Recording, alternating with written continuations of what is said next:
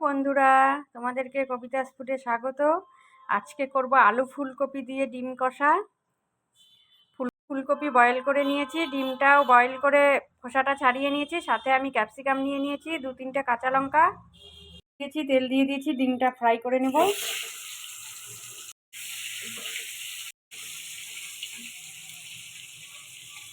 ডিমগুলো ফ্রাই করা হয়ে গেছে, ফুলকপিগুলো ভেজে নেব।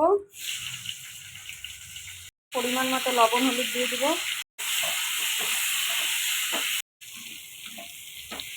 ফুলকপিগুলো ভাজা হয়ে গেছে। ওই কড়াতেই আমি গোটা জিরা, শুকনো লঙ্কা, তেজপাতা ফোড়ন দিয়ে দিচ্ছি।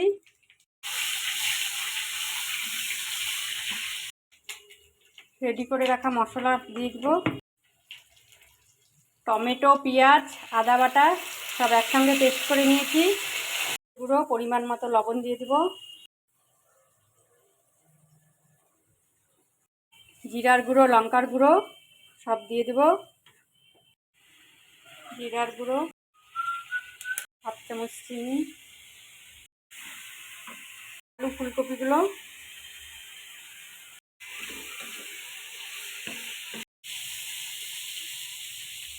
মশলাটা কষানো হয়ে গেছে, আমি জল দিয়ে দেবো।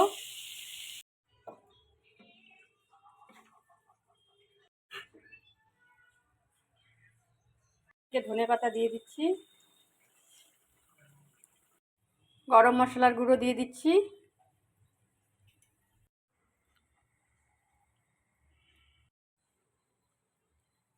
তোমাদের এই রেসিপিটা ভালো লাগলে লাইক, শেয়ার, কমেন্ট, সাবস্ক্রাইব করে দিবে।